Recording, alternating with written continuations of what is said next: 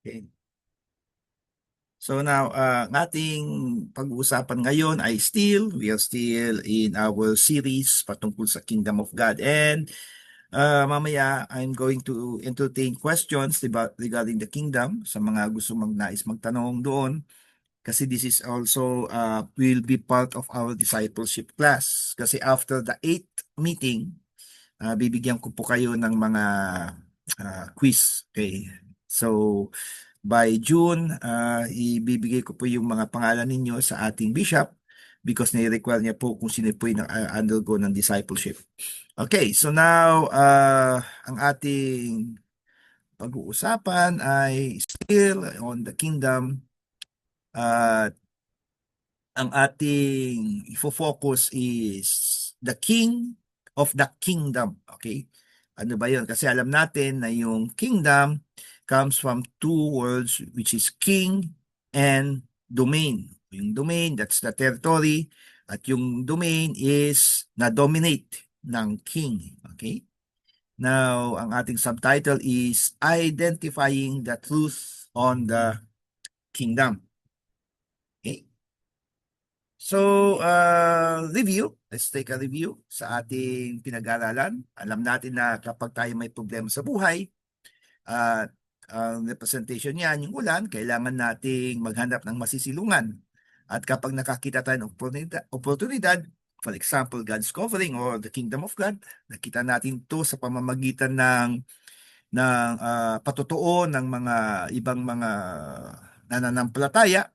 Nakita natin na despite the problem that they face, sila pa rin ay nagkakaroon ng tinatawag na kalakasan.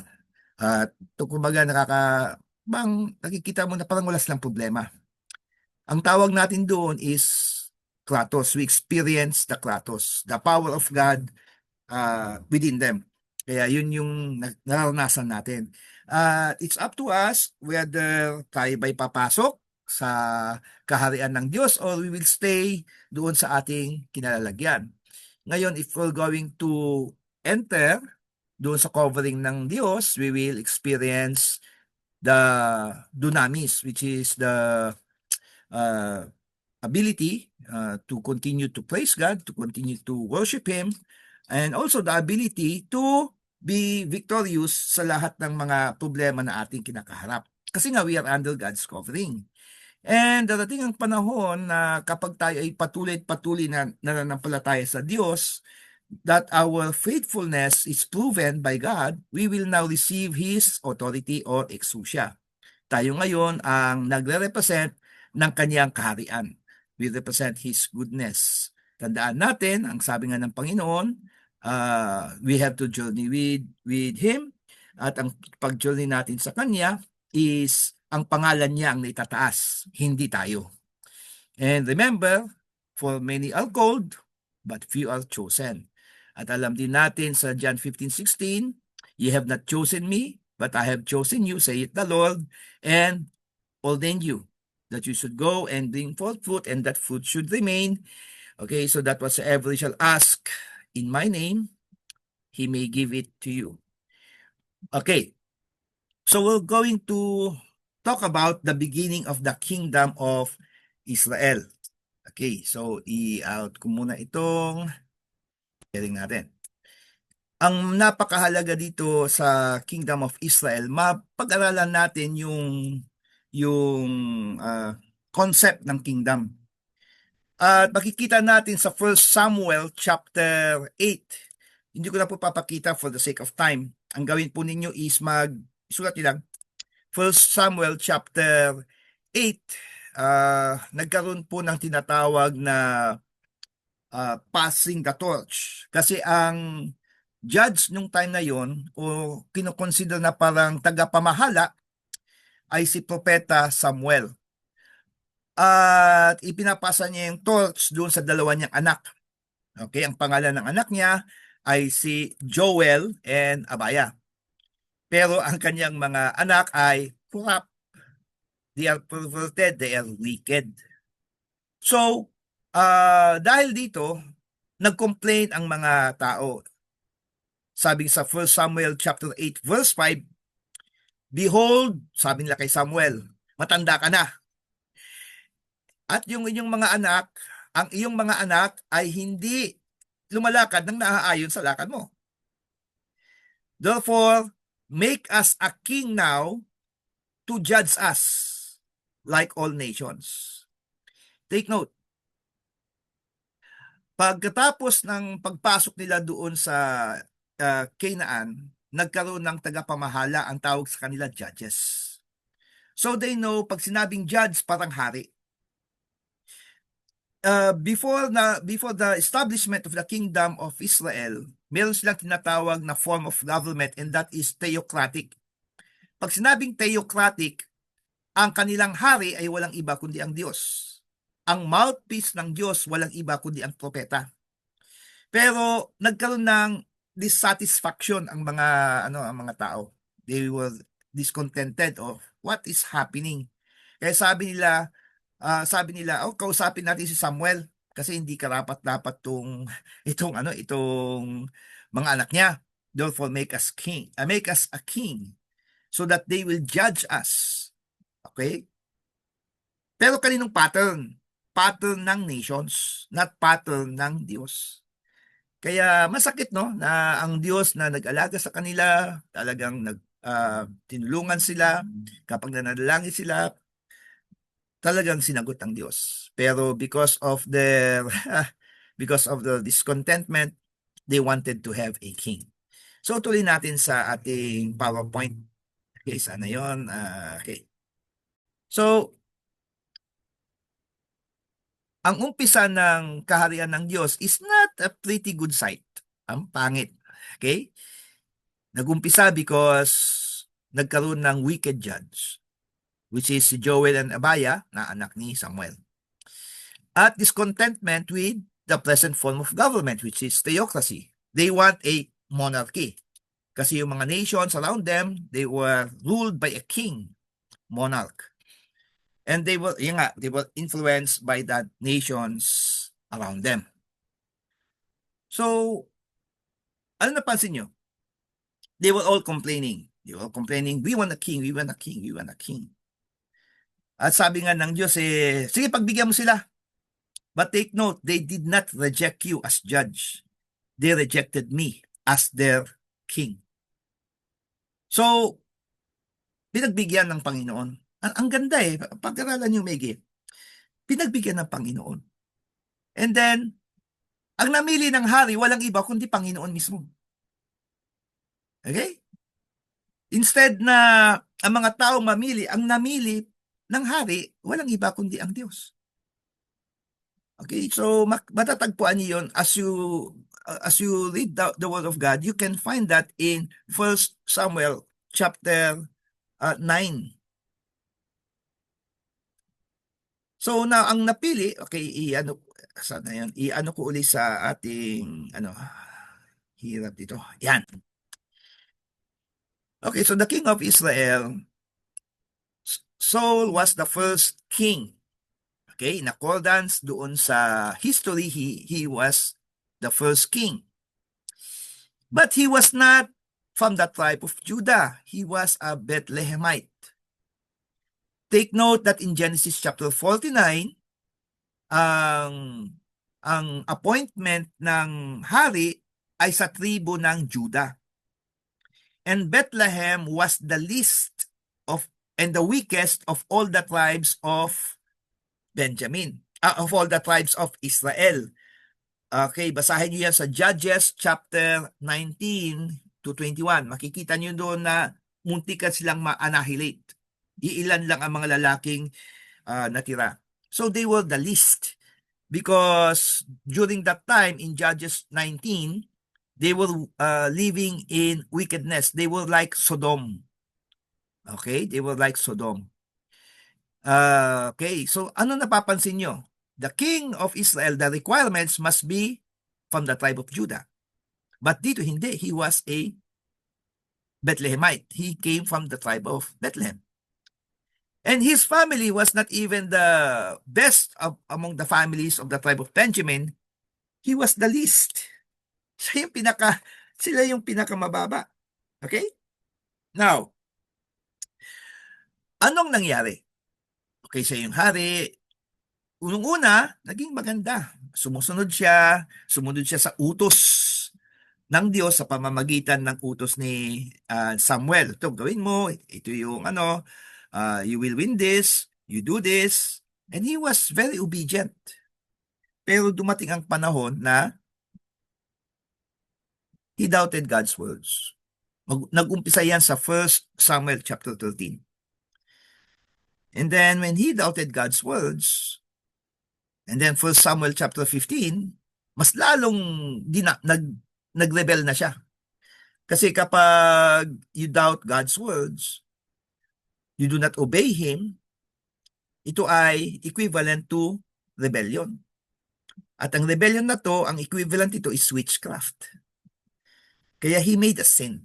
At yung sin na ito ay talagang ayaw ng Diyos. Kaya nga tinanggal sa kanyang pagiging hari at inilipat doon kay David.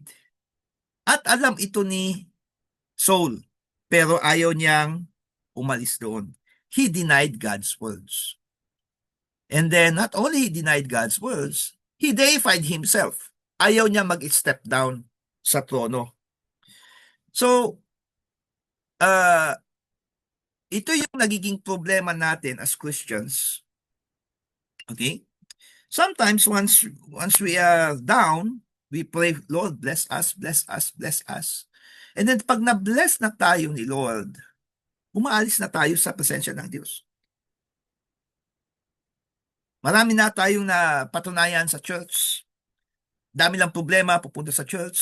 Pastor, pag-pray mo kami, ganito.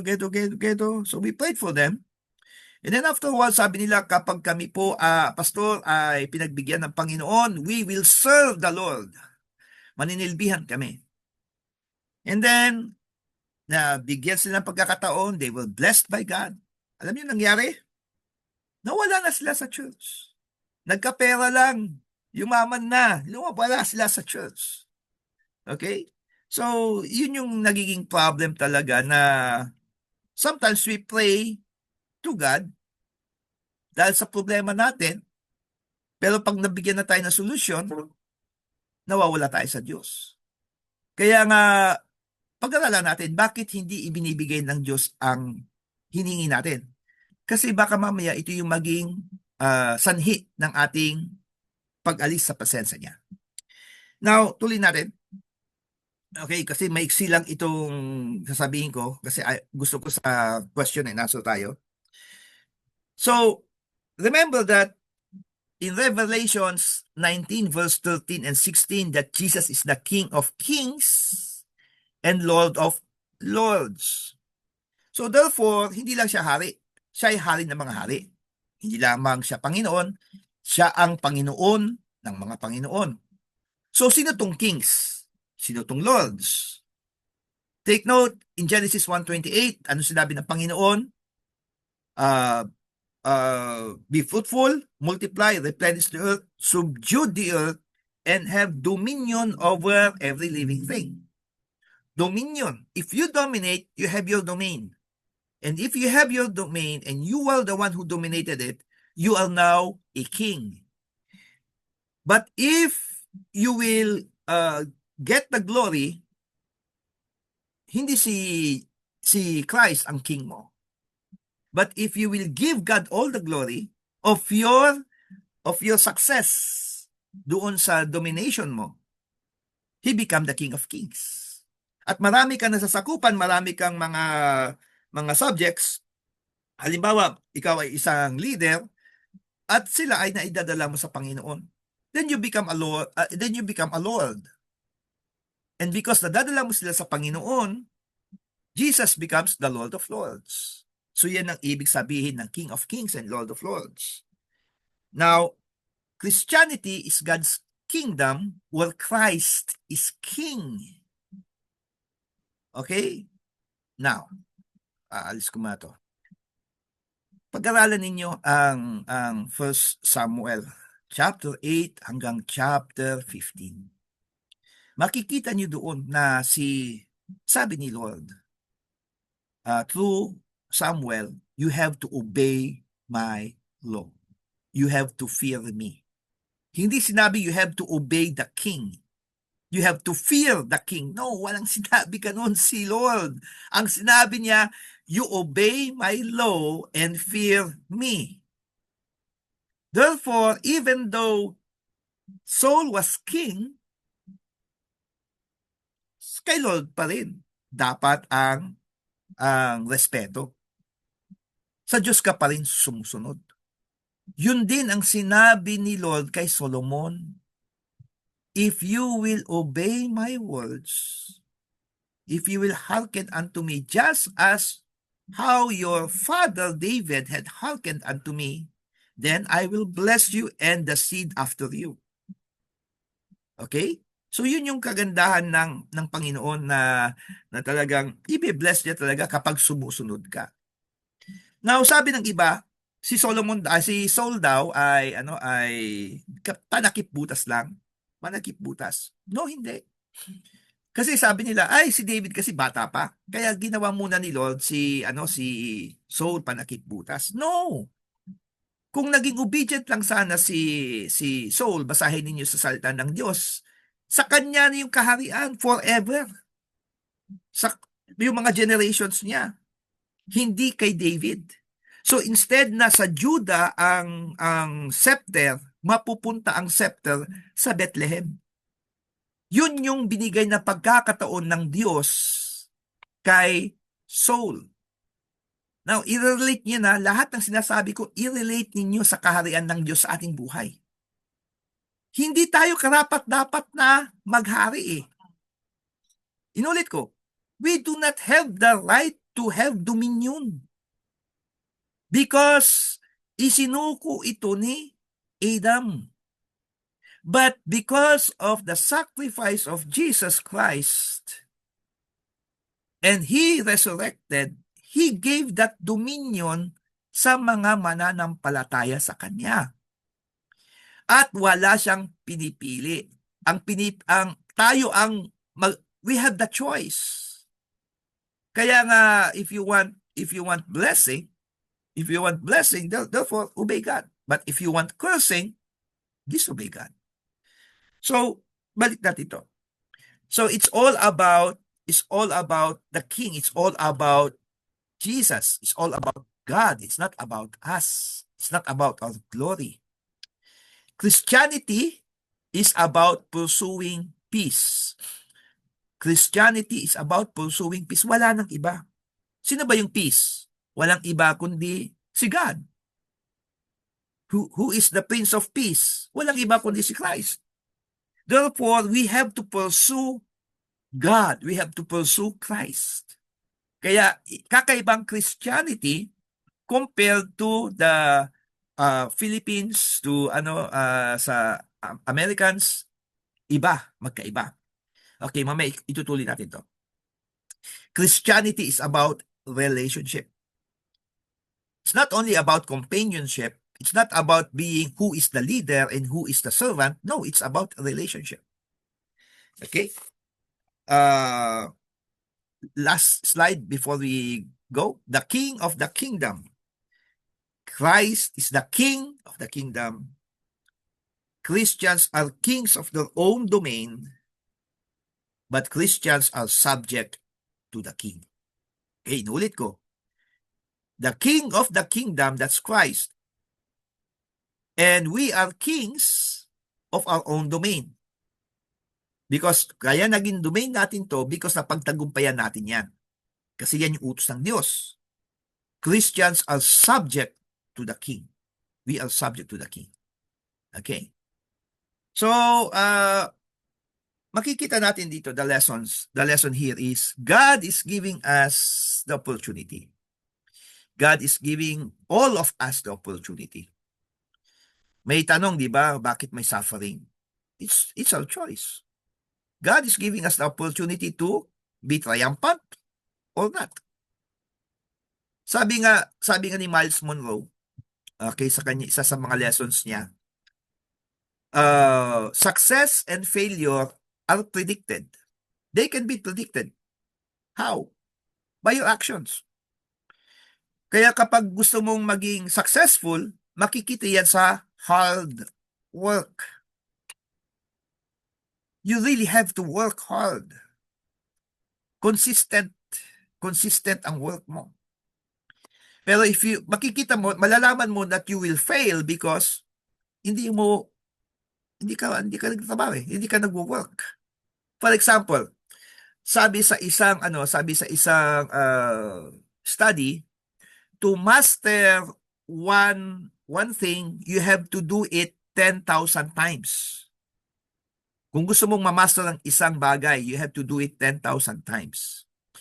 Kaya kung gusto mo talaga na maging professional, you have to do everything 10,000 times. Nakuha na rin? So it's all about our actions and our reactions. Therefore, success and failure are predicted. The same thing, your success and failure is predicted. Depende kung sinong pinapanampalatayaan mo. Kasi mas maganda talaga mga kapatid that we have to believe in God. We have to trust God.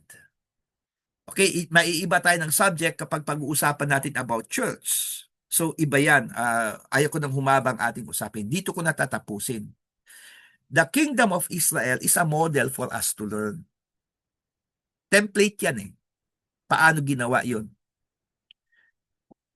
Are you feeling kakaroon ka ba ng discontentment sa buhay mo? Naramdaman mo ba na parang maraming kulang sa buhay mo? What you need is not what you are thinking. What you need is God. Kasi ang naging problema dito, they were thinking that, we need another judge.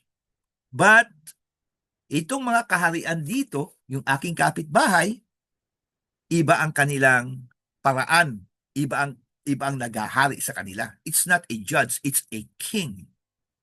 Therefore, gagayahin ko sila. Mali eh. Gawin mo modelo, pero isubmit mo kay Lord. Yun sana ang ginawa nila. Kasi talaga sa totoo lang, yung kingdom, yung king, ibibigay talaga ni Lord yan. Kasi nakaakda na yan sa Genesis chapter 49. Noong ibinibigay ni Jacob ang kanyang huling habilin sa kanyang mga anak. At sa kay Judah, makinig kayo Maggie. Ang ganda nito. Who is Judah? Judah is not a good person.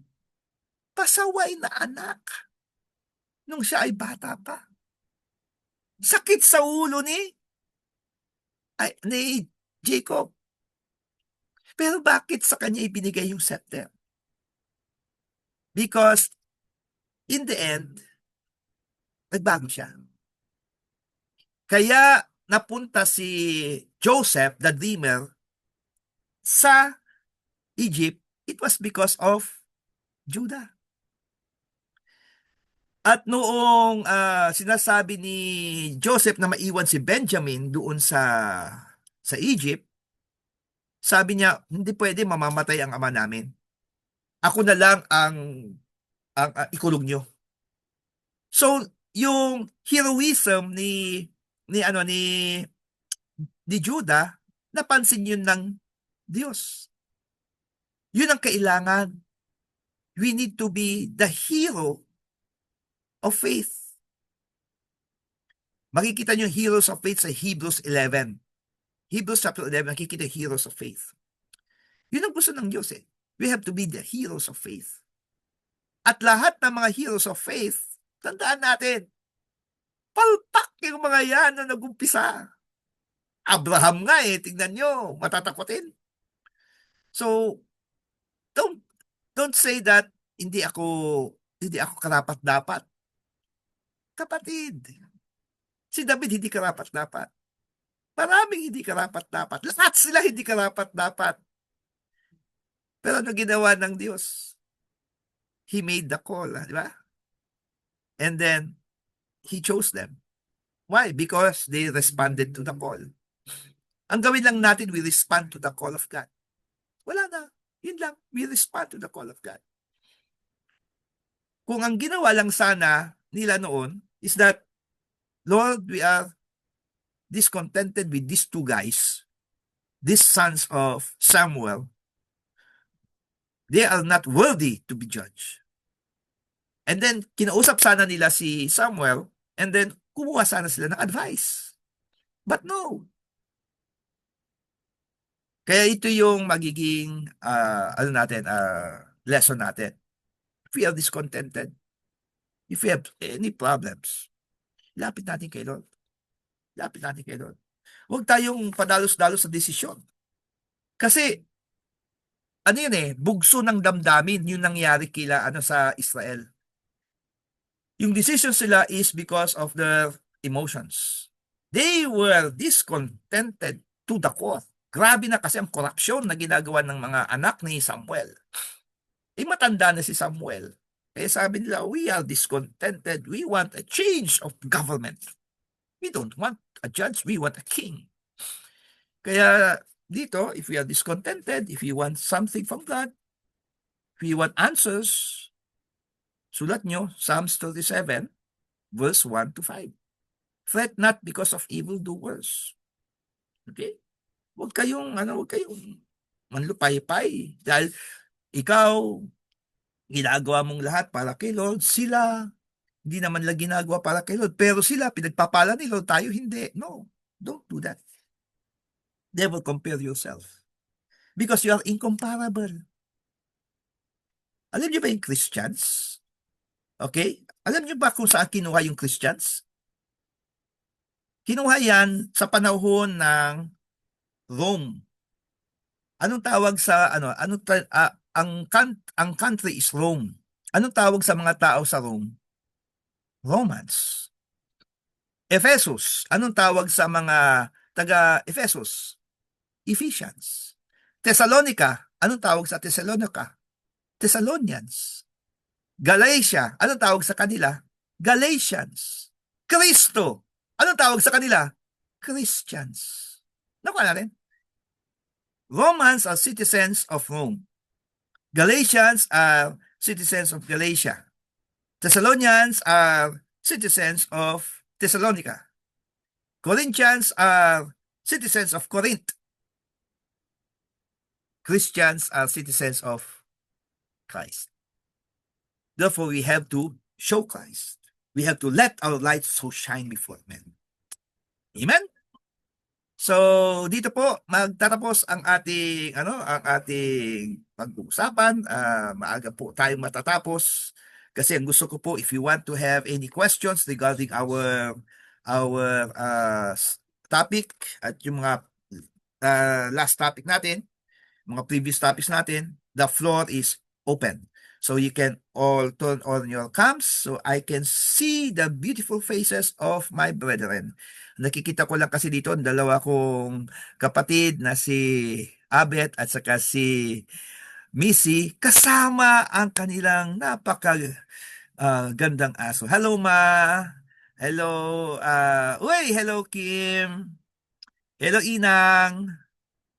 Is that hello Kish? No, sana yun. Si Mama nawala. Okay. So, do you have any questions? Hello, Lorraine. Okay. Do you have any questions? Wala. Hello. Hello, Ate Sheila. And hello, ay, naku, Jake. Ayun, hello, Ate Lorna. Okay. So, do you have any questions? Okay. Wala. Wala. Come on. Kaya nga, maiksi lang talaga ito kasi ayaw kong pahabain. Kasi, lagi ko na ituturo ito Pero gusto ko lang i-explain ng maigi. No matter the situation, who you are, God will always be with you. Okay? Hello, Kion. Okay? Do you have any questions? Kion, Kish, do you have any question? O'Brien, do you have any question? Okay?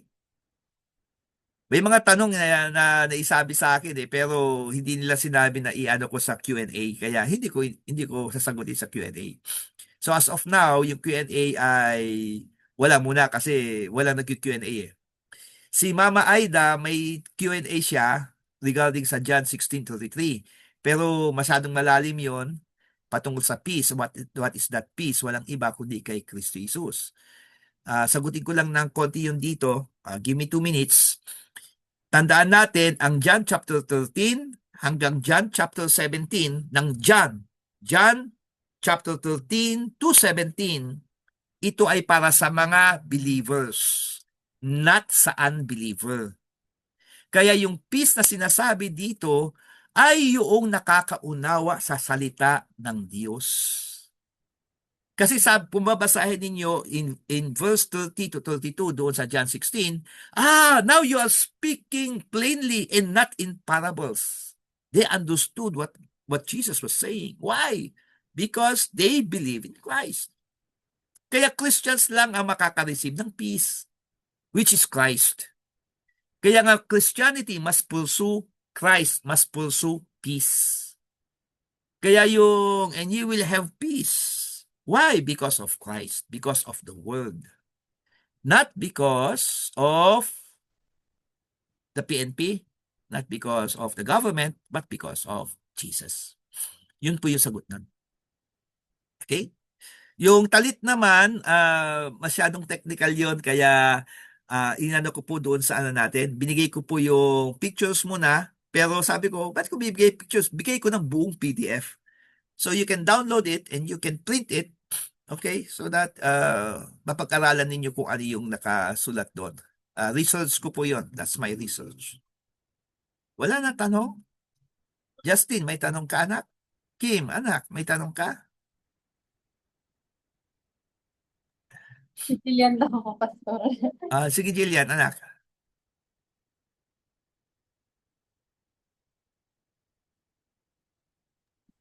Hindi po kasi kasali sa topic, Pastor, parang ano lang, parang pang Q&A. Sige, sige. Okay lang, okay lang, okay lang.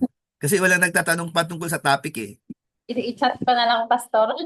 Okay, sige, sige. Si Missy and Abet, may matanong kayo. Lorraine, Ate Lorna, Ate Sheila, Jake, may tanong kayo? About exousia, dunamis, and kratos, or patungkol sa Kingdom of God, patungkol sa lessons natin ngayon. Meron ba kayo hindi naunawaan? Klaro po ba? Kasi we will have an exam after this. We will have an exam. Kaya sa mga gustong mag-participate sa discipleship at gusto mag-exam after the 8, magkakaroon kayo ng certificate coming from us. Don't worry about that. Magkakaroon kayo ng certificate. At ang certificate na to ay ipipresent din natin dito sa tuning sa Bethesda so that they will recognize your effort of finishing this subject. Ang subject na to is about the power of the kingdom of God. Okay? So wala.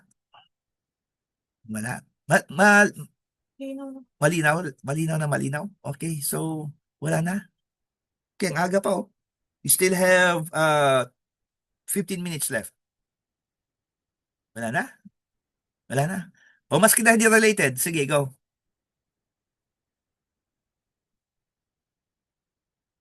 Malalim ba yon? Tanong ni Jill Jill? Hindi, sige, subukan lang natin.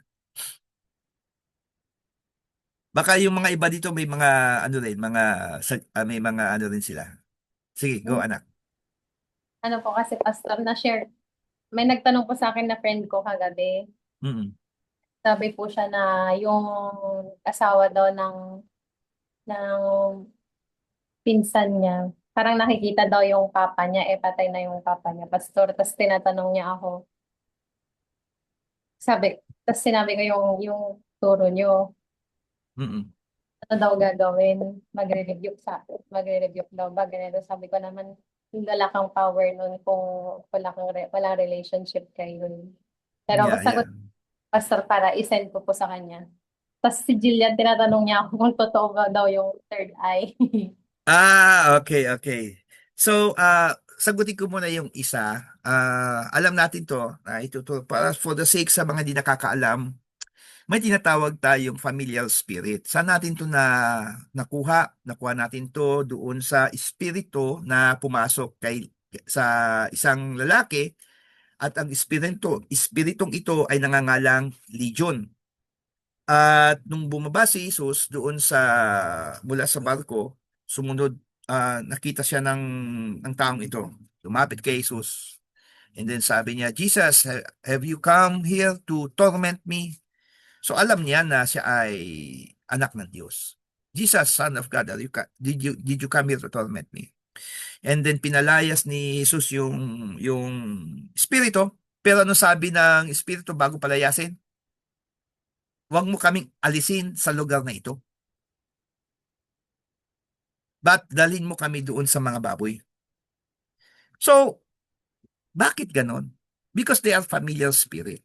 Every spirit is na kasi sa atin kasi may nagbabantay sa atin. Sabi nila, okay? But naghahanap ako ng biblical ano nito. Pero sabi ng mga turo sa atin, may espiritu nagbabantay sa atin, dalawa. Una is the angel of God, and then the next is the angel of Satan. So nagbabantay yan, nagre-report. I do believe mayroon eh. Kasi siyempre si Satan hindi siya all present. Okay? Hindi siya all present. He cannot be here sa akin, sa Philippines, hindi andun siya sa States. Hindi pwede. Dito lang siya. Ang lahat ng mga nangyayari sa States, kailangan i-report ng mga alipores niya sa kanya. So, ganyan yan. Siya yung general. So, nag-report ang mga mga alipores niya sa kanya. He's not all-knowing. Only God is all-knowing. Siya lang yung omniscient. And he is ever present. He can be present anywhere. He is everywhere. Si Satan is only in one place at one time. Okay? So, kahit naniniwala ko doon na yun. And then, itong evil spirit na ito, mananatili yan eh. Okay? Mananatili yan kapag namatay ang tao. Pero yung espiritu na binigay ng Diyos sa atin, babalik yan sa Panginoon. Now, kung ano yung lagi na ninyong ginagawa, gagawin ng espiritu yan. Kasi nasanay na siya eh. At ito rin masasabi ko sa inyo, maski hindi ka papatay. Well, for example, ako, testimony ko na lang. Kasi ako si Raulo ako eh. Ang dami kong demonyo.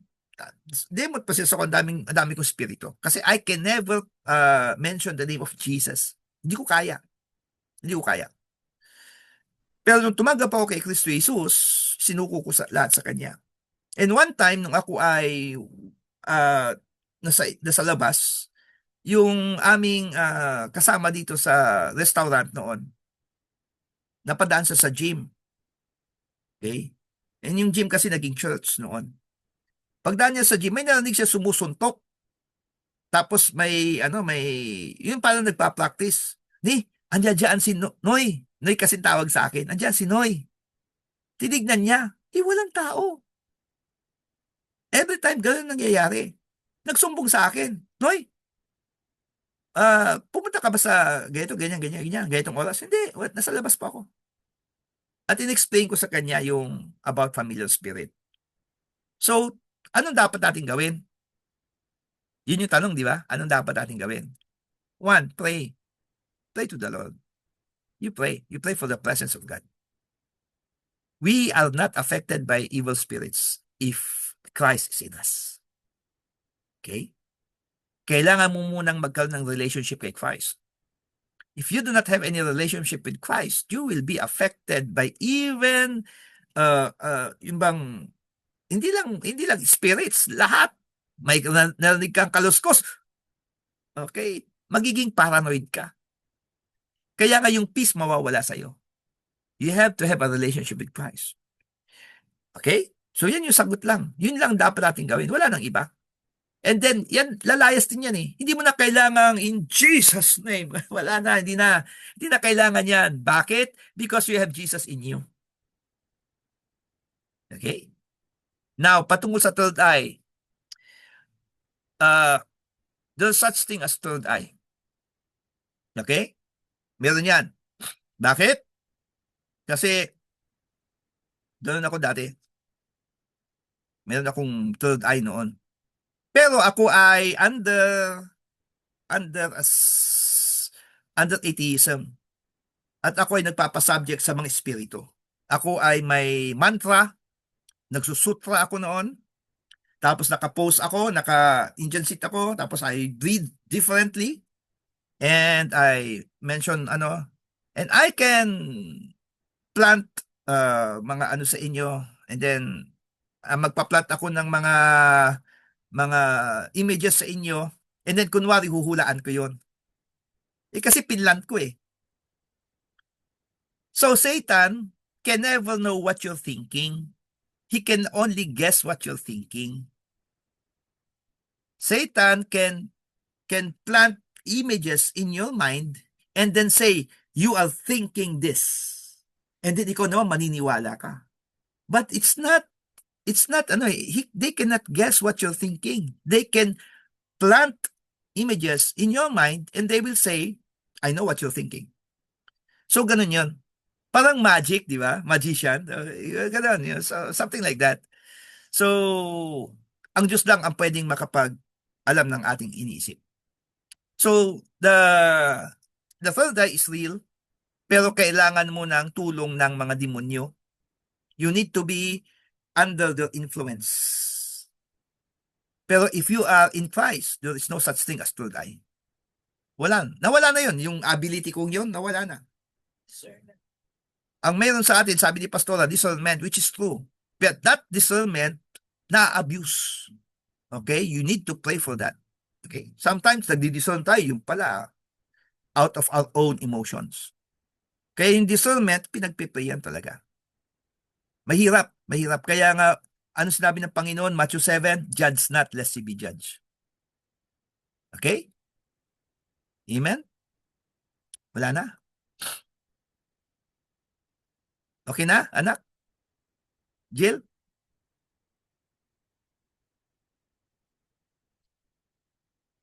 Okay na?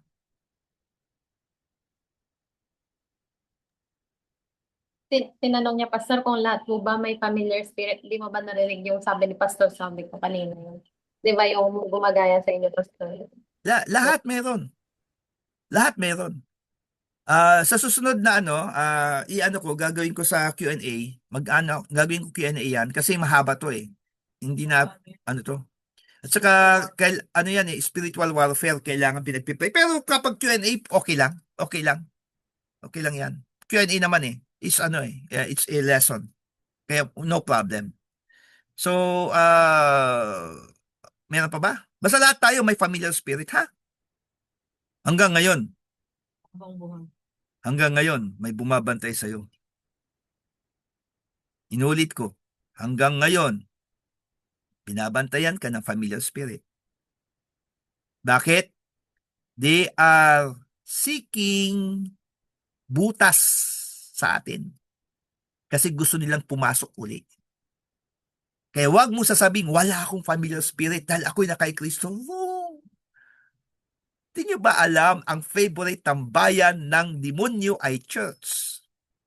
Ang favorite na binibisita ng mga demonyo, yung mga espiritu, the devils, is yung mga mananampalataya. Bakit? Naghahanap sila ng pagkakataong makapasok ulit. Because ang gusto ni Satan, misery loves company. Gusto niyang maraming madala sa kadagat-dagatang apoy. Yun yun. We have to be very, very careful. We are always the target of Satan. The more we serve God, the more we are prone sa atake ng kaaway. Kaya kapag wala ka ng problema, something's wrong with your relationship with God. You will always suffer problems. But you will not, you will always experience problems, but you will not suffer if you have Christ. Because you will have the peace of Christ. Amen? Okay? Okay na, anak? Jill? Okay na daw. Tandaan mo, Jill, yan, ha? May familiar spirit, ha? Kaya mag-ingat ka. Baka mamaya pasukan ka kagad. Boom! Gumanon sa'yo. Nakaw!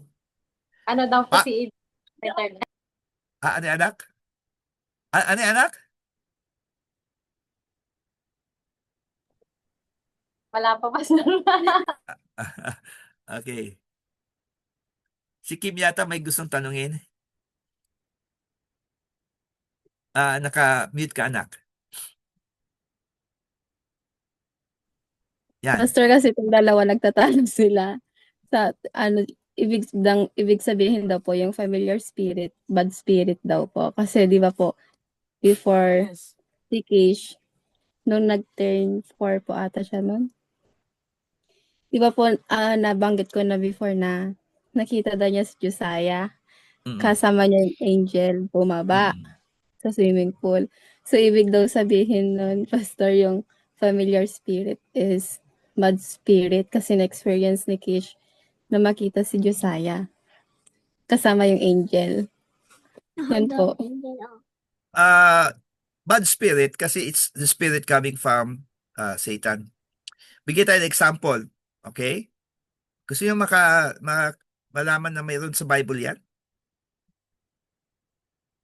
Aside from Legion, sa Old Testament, sino nakakaalam? Bibigyan ni Ate Sheila ng premyo. Sino nakakaalam? Sa buhay ni Saul,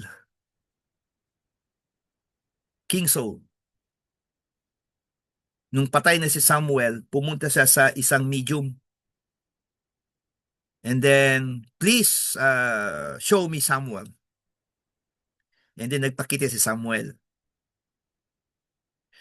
Pero sinabi sa New Testament that that is a familiar spirit. That's not Samuel.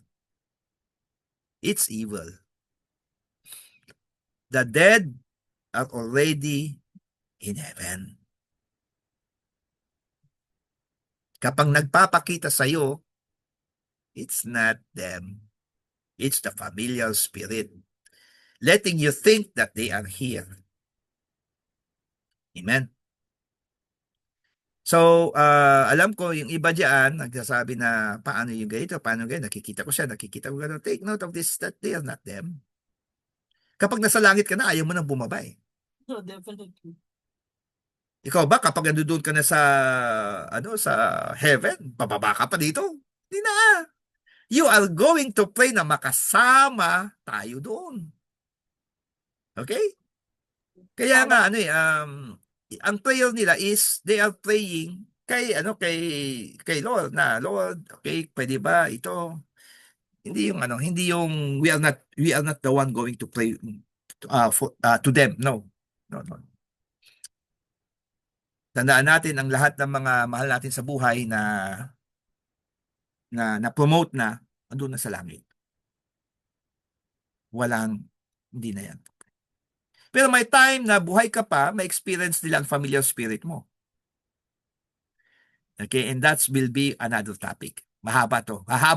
Sabihin ko sa inyo yung angelology, demonology, mahaba to. Spiritology.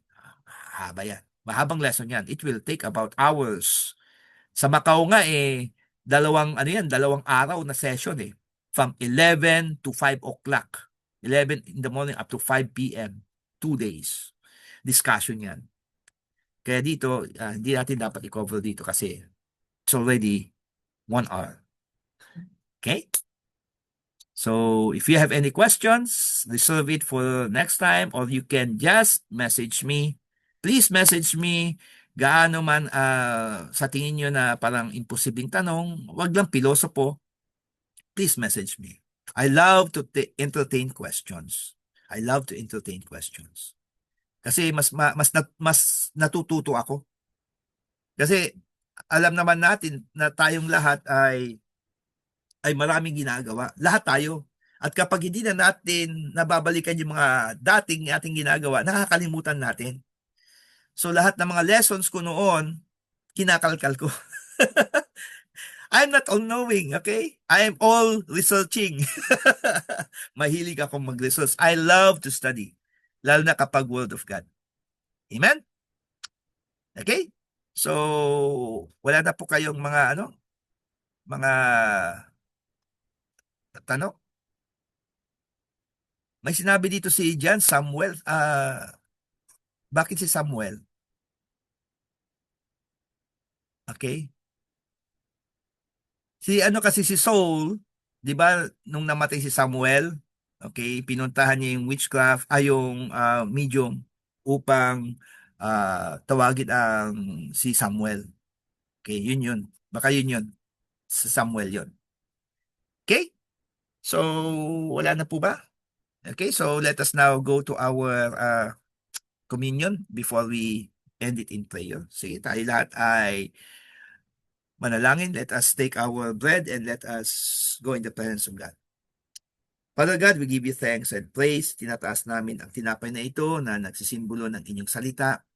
At ang nais namin, patuloy na kayo lamang ang maggabay sa amin at kayo lamang magturo sa amin. Ang inyong salita ang pinakapundasyon ng aming buhay at ang nais namin, kayo ang patuloy na magdala sa amin sa mga nais yung pag-aralan ng bawat isa. Sapagkat ang nais namin ang patuloy na kayong nakikilala sa aming buhay, sa aming pamilya, sa aming trabaho, sa lahat ng aming mga ginagawa. That is the desire of our hearts, so that your name will be magnified and glorified in the things that we do. At sabi niyo po sa inyong salita, in Matthew 4:4, man shall not live by bread alone, but by every word of God. Therefore, we live in accordance to your word. We live in accordance to your guidance. And we will eat this bread in honor of you and patuloy na pagsamba sa inyo in reverence of you. Mga kapatid, kainin natin ang tinapay na ito na may pasasalamat sa ating Panginoon.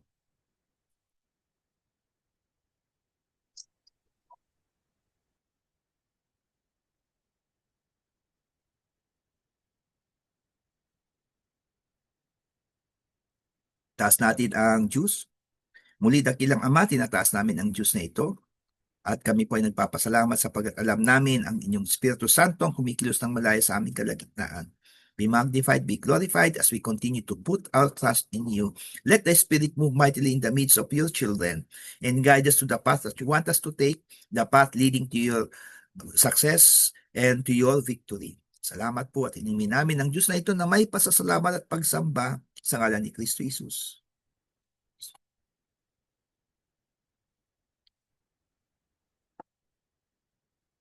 Hallelujah. Patuloy tayong manalangin. Minsan pa po, dakilang Ama, kami po'y nagpapasalamat sa inyo. Salamat po sa inyong kabutihan. Salamat po sa inyong pagkilos sa aming buhay. Sa aming mga natutunan, nais namin, kami po ay maghari sa mga pinagagawa namin, that we will be perfect so that your name will be glorified and magnified through the works that we do. Dahil yan ang nais mo, to let our light so shine before men.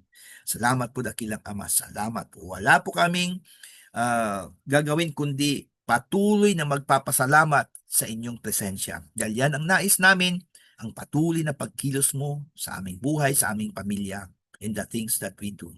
Let thy kingdom come and let thy will be done sa aming buhay, sa aming pamilya, as it is in heaven. Tinataas ko po ang bawat isa sa mapagpalang mapag-ayos mga kamay, at kayo po ang patuloy na magdala sa bawat isa sa nais ninyo na mangyari sa amin. Salamat po. We ask all these things in the mighty name of Jesus, our Lord, King, and Savior. Amen. Okay, mga kapatid, maaari po ba tayo po ay mag-picture? Okay. Lahat po tayo mag-point up and then right hand. Okay. Point up po tayo lahat. Point up. Smile. Wear your best smile. Okay, 1, 2, 3, and okay, mga kapatid. Sandali lang. Check-in ko kung talagang nag-work. Okay, sandali lang ha. Okay, sandali lang po. Ayan, nag-work siya. Okay, mga kapatid. Salamat po. And sa attend ng prayer Shabbat, dalhin niyo po ang inyong mga prayer petitions, no? Para ipagpe-pray po natin sa first prayer meeting natin ng June. That is our traveling night. Okay. God bless everyone. To God be all the glory. Good night. Good night all. Yes, God bless. po. Good night.